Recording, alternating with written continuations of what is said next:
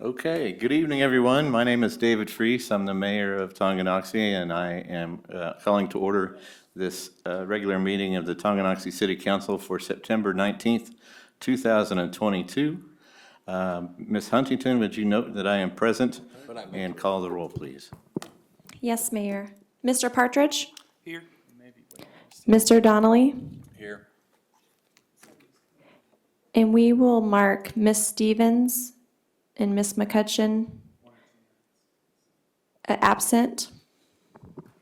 Okay, and Mr. Dale, what's this? And Mr. Dale is 1 to 2 minutes out. Okay, great. We'll go ahead and get started then. Mayor, we can't proceed without. Oh, we can't? I'm sorry. Yes, he said he's 1 to 2 minutes away. All right, we'll just hang on for 1 or 2 minutes then. I think I have him. You know, if he would've, Yeah. if he would've stayed home, we could just.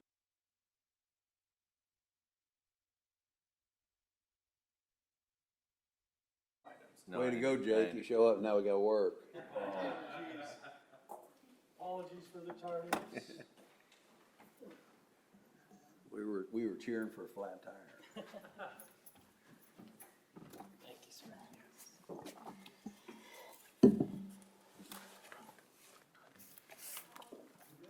And let the record note that Mr. Dale is now here. Will do.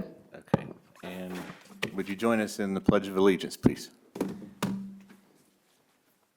I pledge allegiance to the flag of the United States of America and to the republic for which it stands, one nation, under God, indivisible, with liberty and justice for all. Thanks, everyone. Item 1 on our agenda is item 2, rather, is the approval of minutes. Are there any questions or conversations or concerns about the minutes? Motion to approve the minutes as presented. Thank you, Mr. Donnelly. Is there a second? Second. Thank you, Mr. Dale. All in favor, say aye. Aye. All opposed? Item, that passes 3-0. Item 3 on the agenda is the consent agenda, where we review bill payments for the last period. Are there any questions or concerns or conversation about the bill payments? Seeing none, I accept the motion. So move. And then second. Thank you, Mr. Dale. Thank you, Mr. Donnelly. All in favor, say aye. Aye. All opposed? Passes 3-0.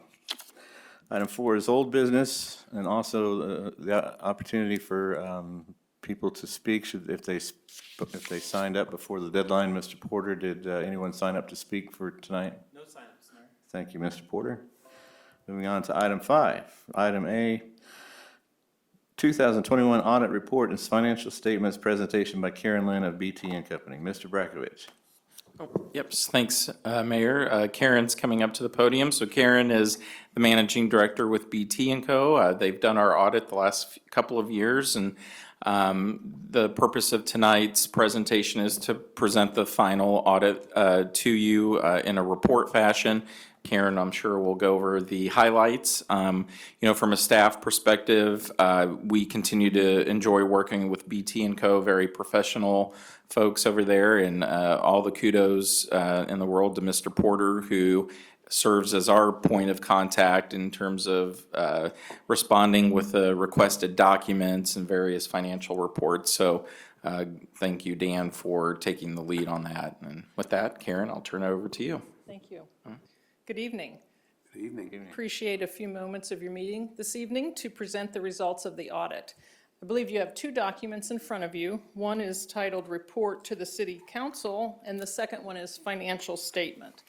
What I would like to do is to spend just a few moments in the one that's titled Report to the City Council. That has the conclusions from the audit and those items that are important for you to hear from me as the auditor about the audit process. Our responsibilities after we are hired to perform the audit is to perform the audit in accordance with auditing standards generally accepted in the United States of America and the Kansas Municipal Audit and Accounting Guide. Those standards require that we plan and perform the audit with the objective of forming an opinion about whether the financial statements are free of material misstatement. The financial statements are prepared in accordance with the regulatory basis of accounting, which is the basis that the state of Kansas allows for municipalities to adopt if they are not adopting generally accepted accounting principles. And so our opinion that we have issued is unmodified, which is the highest form of opinion that can be issued, but it is on the financials that are in accordance with the regulatory basis. Some of the items that we go through as a part of the audit process, and these are also listed as a part of our opinion that is attached to the financial statements, but I just want to read through them to you because I think they're important for you to hear them about the audit process. We exercise professional judgment and maintain professional skepticism, identify and assess the risks of material misstatement of the financial statement, whether due to fraud or error, and design and perform audit procedures responsive to those risks. We obtain an understanding of internal control relevant to the audit in order to design our audit procedures, and we evaluate the appropriateness of accounting policies and the reasonableness of significant accounting estimates made by management, and we conclude whether in our judgment there are conditions or events that would prevent the city from continuing in existence over the course of the next year.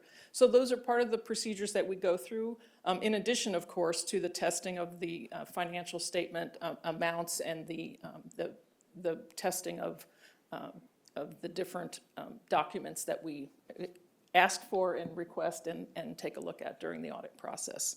And so, as I said, we did issue an unmodified opinion, which is the highest form of opinion that can be issued on a set of financial statements. If there was anything in our audit process that was unusual, out of the ordinary, we would make sure to bring those to your attention. Things like anything unusual in the accounting policies, if there were any unusual transactions, all of those types of things we would bring to your attention.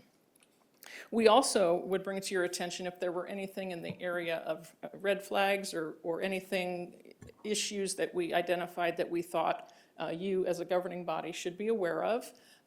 There was nothing along those lines that we need to bring to your attention. If there had been, it would not be tonight at the end of the process that we would have brought them to your attention. We would have brought them to your attention earlier in the process when we became aware of them.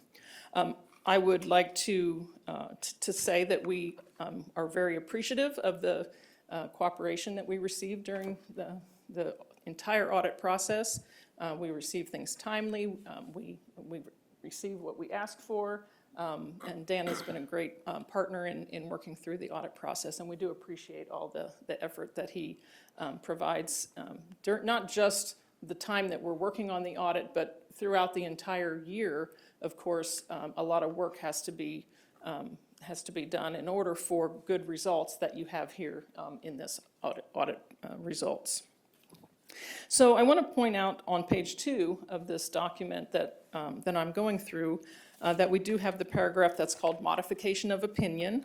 And this is just wording that is required in the opinion that's attached to the financial statements, just to point out that when the regulatory basis of accounting is adopted, that we do need to have wording in our opinion that does state that you're not in accordance with generally accepted accounting principles, and that is listed as an adverse opinion. So that wording sounds a little bit unusual, but that is the wording that we just need to use to point out that it's not in accordance with generally accepted accounting principles. Also on page 2, we point out that there were no uncorrected misstatements, and that the audit adjustments that we did make as a part of the audit process are attached at the back of this packet. And in fact, there was only one, and it was for a very immaterial amount. So that's also an indication that the records that are maintained throughout the year are representative of the financial statements that are here in the audited packet. The last item is the letter that is here on the city's letterhead, management's representation letter. Things that we talk about during the audit process, policies that are underlying the financial statements are listed in this letter. It's required by our audit standards to have those things in letter form represented back to us. The signatures and the date on this letter become then the date of the opinion that we have attached to the financial statements. And it is the representation that everyone is ready for the financials to be finalized. We do encourage you to read through that letter, and as you read through the financials, there's information there that can help you read and digest the financials and help you fulfill that fiduciary responsibility and have that much more information about the financials. So with that, I would answer any questions that anyone has about the process, about the financials, or about anything in the report. Thank you very much. Council, do you have any questions or conversation? I just got one. Did the scope of the audit include any testing of the internal controls the city has, or any kind of review of the segregation of duties, internal control, stuff like that? Our audit includes a review of internal controls for the purpose of identifying where we want to focus our test work. It's not a testing of internal controls, but we do walkthroughs and we document the process.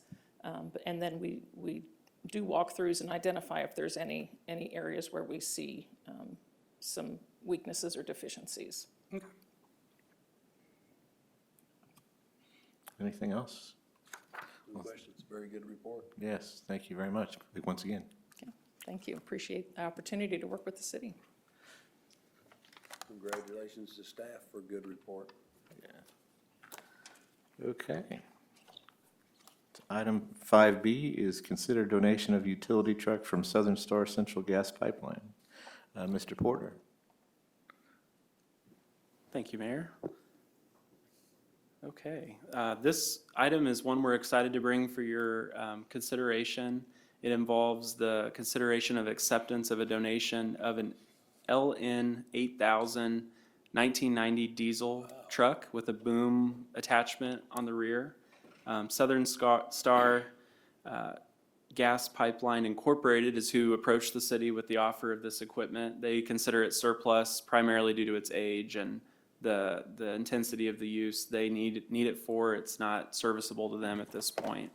It does operate. Our crews have inspected it and do foresee some good uses. We've actually had recent work at the water treatment plant involving the lifting of equipment to repair it and make modifications and replace it.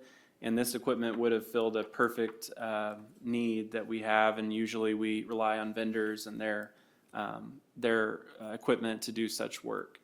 Since this is equipment that the city would value for those water and sewer utility needs, and we'd have a very low cost of ownership, staff do recommend accepting this grant. And then once approved by motion, the city would work with Southern Star to collect and process the required title paperwork and file that with the county. In terms of costs and things to consider, some things that were looked at were the property insurance cost, since this vehicle is depreciated due to its age and primarily its age. We don't foresee a large impact on our premiums paid for that insurance coverage. And then we also do have the option, should anything significant happen to it, to consider whether to sell it at that time versus incur costly repairs. So we do have a lot of flexibility to dispose of this asset whenever the city's needs no longer align with the equipment's condition. Staff are happy to take any questions you have, and we do again recommend acceptance and provided a motion in the agenda statement. Thank you, Mr. Porter. That's a pretty impressive donation. Council, what do you have to say? I know the answer to it, I'm gonna ask it. Kent and his crew know how to use it, they're skilled, and they can handle a lot of stuff, this one. They're excited to work with this. Yeah, I bet yes. it will help a bunch. Yeah, and they, just to clarify, the Public Works staff did have a chance to hands-on review and inspect this to ensure appropriate mechanical operation of hydraulics and everything related to it. So it's in good working condition.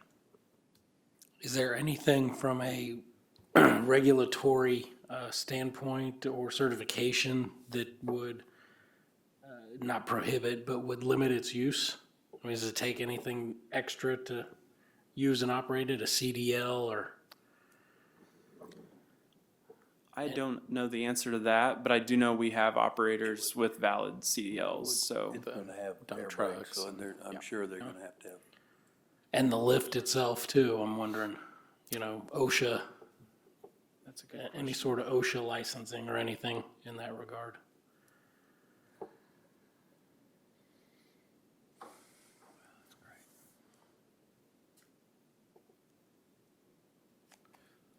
We can follow up with that, yes. Any further questions? You I'll don't care make a to- motion to accept the donation of a 1990 Ford LN 8000 truck from Southern Star Central Gas Pipeline, Inc. Thank you, Mr. Dale. Is there a second? I'll second. Thank you, Mr. Partridge. All in favor, say aye. Aye. All opposed? Motion passes. Moving on. And a very nice thank you card. Yes, definitely. They painted it Tonganoxie blue for us, so even better. That's awesome. Item C, consider approval to purchase salt commodity for snow and ice control activities. Mr. Porter? Thank you, Mayor. Each year in recent years, the city has piggybacked onto the Leavenworth County bid process for provision of salt supplies for winter road treatment activities. Many cities in Leavenworth County elect to take this practice, and so each year the county designs their bid procedure accordingly. We attach the tabulation of the county's bids, which includes references to allowing the cities to purchase in bulk for the same prices. You might be a little perplexed by the way it lists bid price per ton and bid alternate per ton, but those are actually the same value in each column. So while that looks like there's a discrepancy, all the tonnage purchased from each vendor or able to be purchased was under a flat rate between the base and the bid alternate. We do recommend approving purchase of up to 255 tons this year at the bid price of $57.61 per ton from the low bidder, which is the Independent Salt Company. That bidder has been low bid in the past, and we've had a good experience working with them. We typically would ask for only about 250 tons, but when they load that, they're very inexact, and then you get billed for what they load. They don't take off a ton at a time to get it to the minute exact number. We have purchased 250 tons last year. In prior years, we purchased a little less, but we found that with the number of winter events with icy conditions, we've been applying more frequently than in years past. And so staff do recommend moving forward. The total purchase price would be $14,690.55 for the total order. Happy to take any questions you might have. Thank you, Mr. Porter. It's interesting because of ice events, not because of snow events. Any questions, council? With it being near 100, you're all, tomorrow and today, you're awful optimistic. This is Kansas, though. It could snow by the end of October, couldn't it?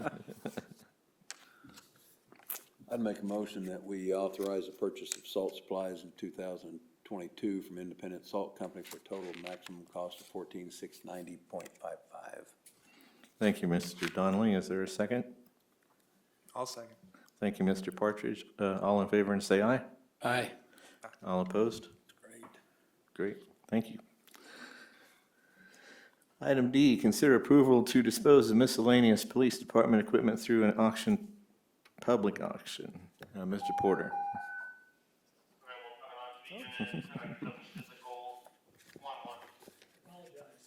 Right on time. On cue. Thank you. Thank you, Mayor. Chief Lawson is here tonight. I'm sure would be glad to answer any specific questions you have, but I'll do a quick introduction. Our procurement and disposal of asset policy does require, with a value estimated over $1,000, to request the approval of the city council to dispose of current city assets. The list of items included in an itemized list in this agenda statement for tonight's consideration are items that are considered surplus to the Tonganoxie Police Department for current vehicle equipping. This equipment is still, in many cases, operational and functional, but with age and condition at the moment, reliability is in question, or it has been replaced in recent vehicular updates. We do ask that we have staff given the authority to issue this on Purple Wave online auction. We've used that for many vehicles and equipment sales in the past, and as it's a public online auction available to anyone, there are no considerations given to any one party over the other. In addition, the fee for use of Purple Wave is paid by the buyer, and so the city obviously does see a lower purchase price because of the assumption that the buyer has of that fee, but it is a reasonable fee, and we do still propose using that source in accordance with what we've done in many similar issues. So happy to take any questions you have, and I'm sure Chief Lawson would be too. Chief, anything more to add? No, Ms. Porter did a great job. I just came up for questions. Okay, thanks. We're gonna sell them individually or on the Purple Wave, has always been pretty Actually, successful. Mr. Donald, it's a great question. We're gonna sell them in bundles, you know, like a light bar and red light, you know, grill light, things like that. So we're gonna try to bundle them that, you know, it's gonna be applicable to whatever your needs are, so. Very good.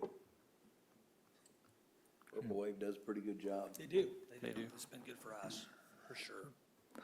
All right, thank you, Chief. Council, are there any other conversation or questions or comments? If not, I'd accept a motion. I'd make the motion to allow the police department to sell the listed police car equipment items on Purple Wave. The funds acquired from the sale will be deposited to the police equipment fund. Thank you, Mr. Donnelly. Is there a second? Second. Thank you, Mr. Dale. All in favor, say aye. Aye. All opposed? Good luck. Yeah. All right, item E, current initiatives update from Leavenworth County Register of Deeds, Terry Lewis Mashburn.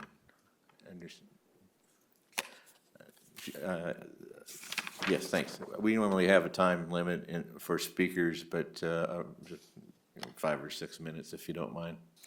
Thank you, Mr. Mayor. Thank you, council members, for your valuable time tonight. I sent, in the packet should be an update on what we've done in the office for the last year and a half. I'm not going to cover every single thing. I want to point out actually 2 things from that list. And the first one is the property fraud alert. This is a free service. It is free to the county as well as free to the citizen that's subscribing. The way that we're able to do that is the recording software that I use in my office is tens of thousands of dollars. And this is a partnership with Fiddler Technologies and my office. So every document that's recorded during that day is compared against the subscriber database. And if there's a match, then the subscriber can get an immediate notification. The reason this is important is when a bogus lien or a bogus deed is filed, time is of the essence. From the time that document's filed until the fraudster is caught, that's when all the nefarious actions take place.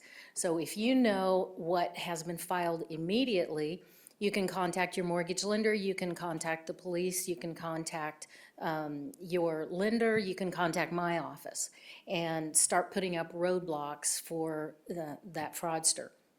And before you think, oh, this doesn't happen, it's happening in Leavenworth County. To date, this year, we've had 16 fraud cases, either attempted or completed. And title theft is when someone uses identity theft to convey your property without your knowledge, without your permission, away from you to someone else for financial gain. And what I've been doing to bump up, if you will, the penalties prior, it was just basically a slap on the wrist. Oh, I got caught. Well, let's go down to Chase County and try it.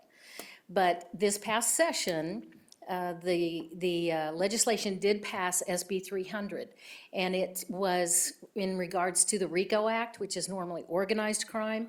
They redefined it so that an individual using identity theft for property theft can be charged under the RICO Act, so therefore higher penalties can be assessed. I want to say It is free to sign up. It is confidential. You will receive no email marketing items. You'll not receive any marketing phone calls. You receive 2 welcome emails. One is from Fiddler Technology. The other one's from myself that explains property fraud alert a little bit more in detail. After that, it's crickets. It may be 5 years before you get a notice. But I strongly encourage anyone who's watching in the council to please sign up for this. The second thing that I want to talk about is I mentioned the scanning project that's going on in the Register of Deeds office. So what happens is the old deed books were originally microfilmed. They're very grainy, hard to read. A lot of mistakes are made by title companies and banks and those who research. So by rescanning the documents and then those documents are digitally enhanced, we will have clear, crisp, detailed documents that can now be viewed online. We have a subscription service for the professional researchers. They will no longer have to come into the county courthouse and mess with microfilm. By the end of 2022, we will be completely off of microfilm research. The microfilm will simply be backup. Then all of the documents back to sovereignty will be available online. So there's 2 steps to it. One is getting the digital images available, and then the second part is making those images searchable. Initially, all the documents will be available if you know the book and page. What we are actively doing, we've added 45,000 documents to the online inventory since I took office. This will bump up exponentially. We will be able to add thousands of documents quickly. The indexing is where you can search by the grantor, the grantee, the date of the filing, the date of the document, the type of document it is, the legal description that pertains to that document. And so for a brief time, I'd like the public to be aware that in order to complete this process, some of our microfilm will have to be out of the office. And so requests for documents will be just a little bit delayed. We'll do our best to get it out there as quick as possible. But once we're finished, it's going to be phenomenal. We'll have beautiful documents. So if you don't know what the Register of Deeds office does, we maintain the land records, and we record deeds, mortgages, mortgage releases, UCC documents, and I appreciate your time. I will ask one thing before I leave. I do have these flyers, and if these could be made available at city offices, maybe put this online. Some of the cities are putting them on their website as under resources. But if the public is knowing about it, made aware of it, the more people that sign up, it's actually an exponential protection factor because they're out in the community talking about it. Hopefully the fraudsters hear about it and go, it doesn't look so appealing to try this in Leavenworth County. And that's my main goal, is just to protect property owners. So with that, I'll stand for questions. Any questions, council? I would sure like to thank you for the imaging and scanning of all of that. That's going to be so much help to a lot of people. So thank you for that, and thank the commissioners for that. And secondly, I will just comment that if this fraud thing, I am signed up in my company, and it does work, and I would encourage you to do it. It's not intrusive at all. You get a couple emails, and they come in, and so you can see what's going on. So it does work, and so I would encourage folks to do so. And it's not just necessarily a forgery or a fraud. If you have a mortgage release from the bank, a lot of times people aren't even aware of that. When you get this notification, then you know, oh, I need to tell the county treasurer to change over the billing address on my taxes so you don't get those late penalties when you find out, oh, wait a minute, my taxes weren't paid because the bank wasn't escrowing. Cool. Anything else? All right. Thank you very much. Thank you. Thank you very much. Have a good evening. You too. Okay, moving on to the city manager agenda and the August 2022 financial report. Thank you, Mayor. Mr. Porter, I'll- yeah. I'll start. So the agenda packet did include the full financial report. Unfortunately, it grows in size as we add new little twists to it. So this is one of the longest reports you've had in several months, actually. We do have one addition that got added late this afternoon at the very end of the report, which I'll cover in a little more detail about the water park. And you do have that handout at the dais with you. So 2/3 of the way through our fiscal year, through the end of August, we are at 79% of overall revenue estimated in the budget and spent a little less than 63% of our expenditure budget across all funds. Expenditure pace through the year is something we look at really closely. Sometimes large capital expenses or one-time costs that we pay early in the year throw off our expenditures as a percent of budget compared to the percent of the year complete. So we don't have a completely straight linear progression of spending. We do have certain jumps throughout the year as we make large purchases or one-time purchases during the year. So 63% of budget expense in all funds is a good place to be with 2/3 of the year completed. We do also have completion of our debt service payments payable to the state treasurer's office for our GO bonds. Those have been completed, and we no longer have an ill-timed one near the end of the year in December to arrange. That's been replaced with a refinancing. And so all we have left are in September, there's a few lease purchase payments made to the bank for those agreements that will wrap up our debt payments for this year. We also maintain our ARPA funds, a little over $765,000 available for expenditure this year or anytime in the next 2.5 fiscal years before those are due to be spent according to the federal guidelines. Budget amendments, we have completed 3 this year in unbudgeted funds according to the state. We actually are publishing on Wednesday notice of public hearing for an October 3rd budget amendment discussion for 3 funds: the Water Operations Fund, the Sewer Operations Fund, and another one will be the Capital Projects Fund. We'll go into more detail on October 3rd of the need for those, but in general, the 2 utility funds anticipate slightly more expenditure authority for provision of utility service with the remainder of the city and the addition of Hill's Pet Nutrition as a new customer of a significant scale. They haven't quite made their connections to our utilities, but when they do, they'll start using some volumes that will require us to buy more from BPU and have some additional treatment costs on the water and sewer side as we provide those services. So we'll have more detail in the packets, but don't be surprised if you see a notice of public hearing in the newspaper and on the city's website as soon as this Wednesday. Moving on past the executive summary, we do have tables or charts that illustrate the major fund revenues and expenses, the utility and non-utility capital funds, revenues and expenses, and then moving further into the report, some detail on sales tax.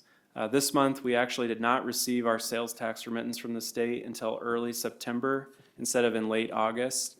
And so right now, the financial statements don't reflect that deposit as it was made after the end of the month. In September, we expect to be back on track. It was something about the pace of the deposit from the state municipal services office that caused that irregularity. We've had that happen, but not for a couple years.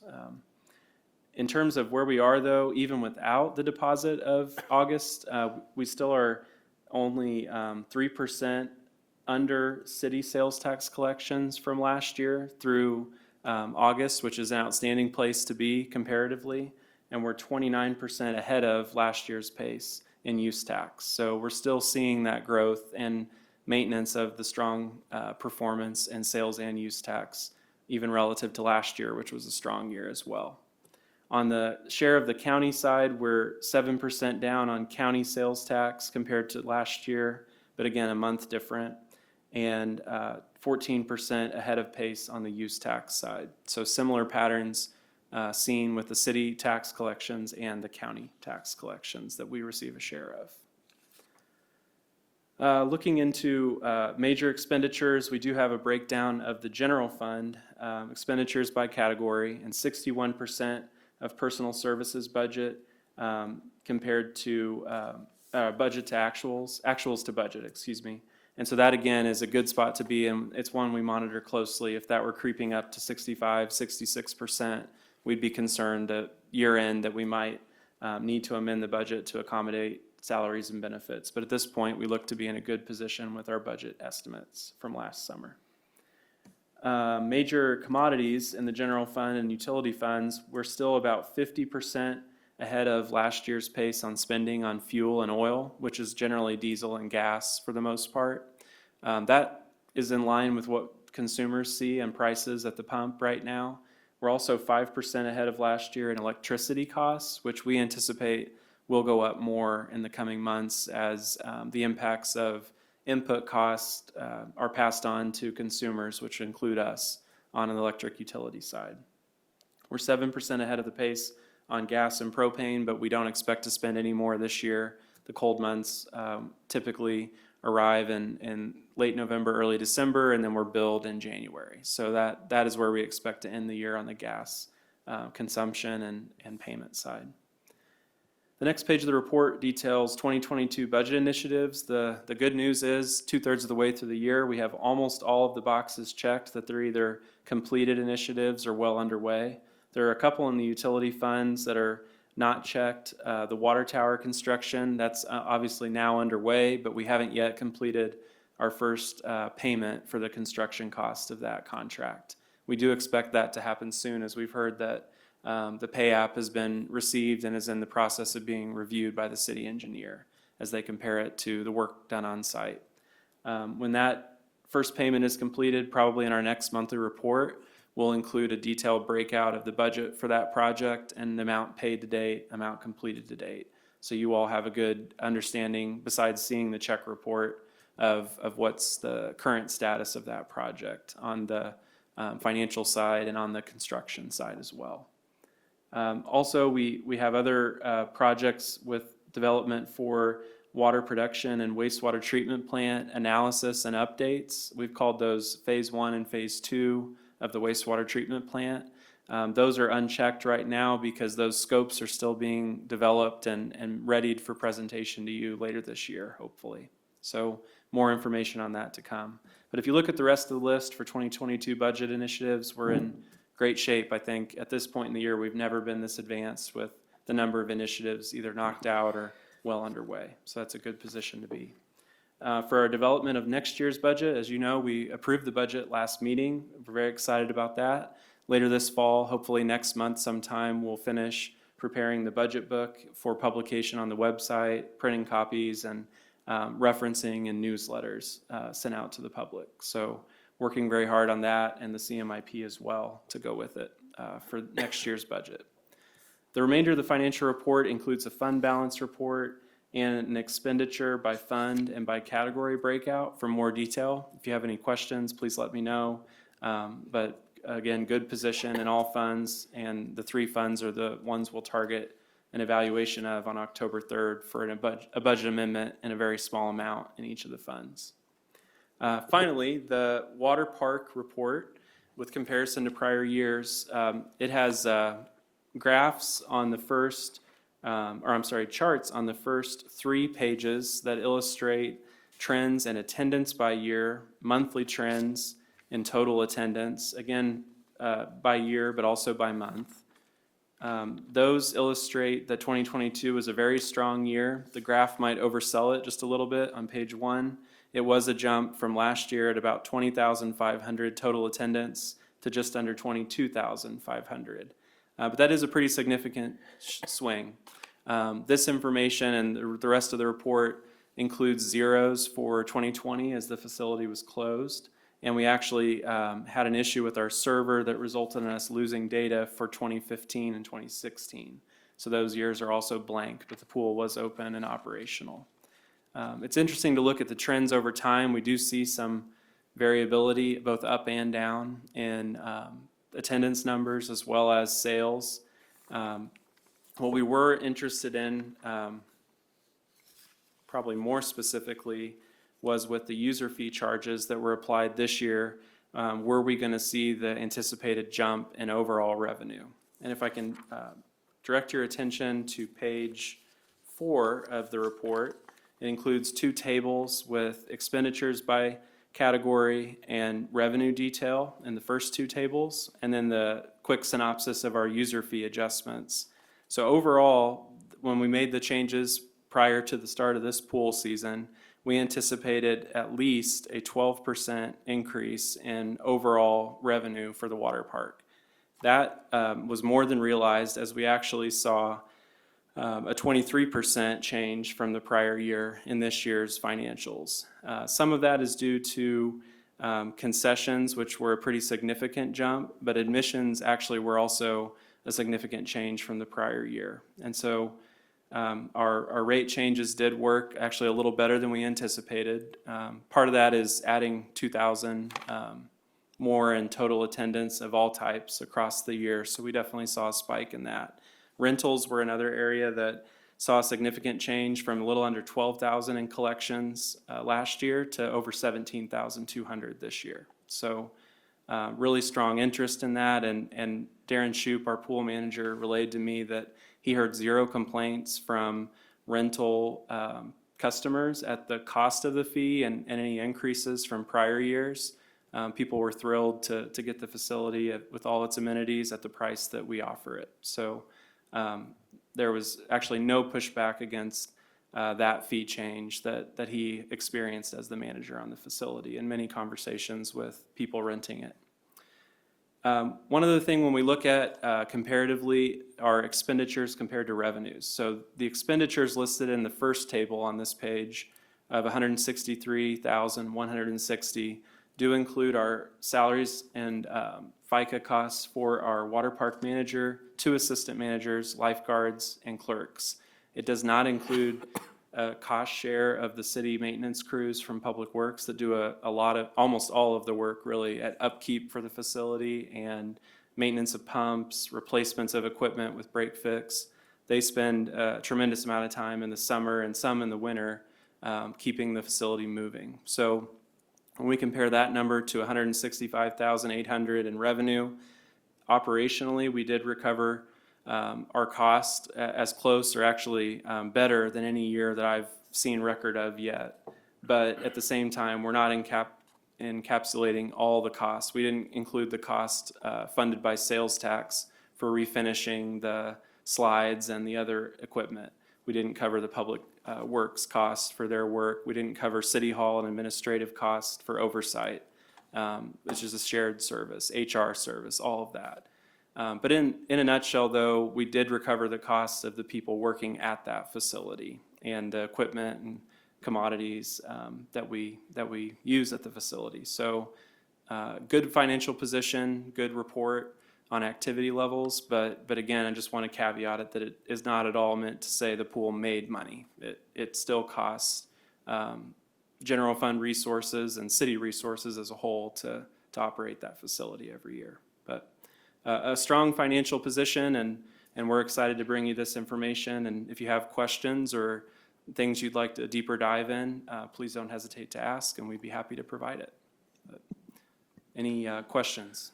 Well, I know that I and others made a lot of noise about the pool and the revenues, and I'm really thankful for your responsiveness to that point. And please thank Mr. Shoup for me as well. Certainly. That's great. Anyone else? Okay. Thank you very much. Anything else, Mr. Brakovich? No other items tonight. Thanks, Mayor. Moving on to the city attorney agenda. Thank you. Mayor Pro Tem agenda. Laura Lee is absent. She didn't mention anything to me. City council agenda. Does council have anything to note? We're on to the mayor agenda. First, I was unable to make it to Tongi Days, but it looked like it was a pretty big event and did really well. So I hope they were happy with what with their success. And Ms. Gee actually confirmed that October 3rd, she'd like to deliver a short report with some pictures to the council. And if that's all right, we'll add it to the agenda for that I'd love meeting. that. Yeah, There was a crowd. yeah, there definitely was. That's great. On your desk should be a proclamation for a later meeting, but we just wanted to bring that to your attention. Action isn't needed on that tonight, is it, or is it? We would request if the council could approve it. It's a surprise birthday for a soon-to-be 100-year-old resident of Tonganoxie, and his family would be thrilled to surprise him with presentation of a signed proclamation. We won't read it into the record or reveal the name at this point, if it's all right, and we'll present it to him next month. Is it just a motion like anything else? That'd be perfect, yes. Would there be a motion to support this proclamation? I would make a motion that we support the proclamation as presented. Thank you, Mr. Donnelly. Is there a second? Well, I'll second that. Thank you, Mr. Dale. All in favor, say aye. Aye. All opposed? Motion passes. Thank you. Really cool. Item 2, executive session. I think, Mr. Donnelly, you have the wording for that? I move that the city council recess into executive session to discuss a notice filed with the city pursuant to the attorney-client consultation exception in KSA 754319B2. The executive session will include the city attorney, police chief, city manager, and assistant city manager. The open meeting will resume at city council chambers 7:57, 10 minutes. 10 minutes, 7:57. Okay. I'll second that. Thank you, Mr. Dale. All in favor, say aye. Aye. All opposed? We now are in executive session.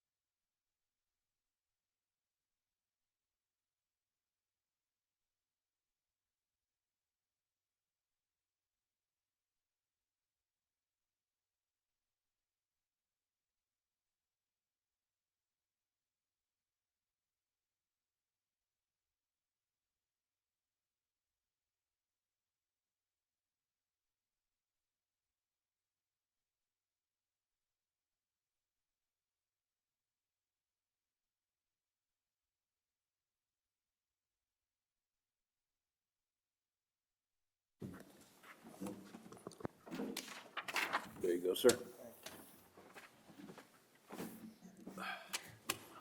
All right, we are back in regular session. No motion, I'm sorry, I apologize, but no binding action was taken in the executive session. I have nothing further, and Jake, I think this is your cue. With that, I would make a motion that we adjourn. I'll second. All in favor, say aye. Aye. All opposed, thank you. See you in a couple weeks.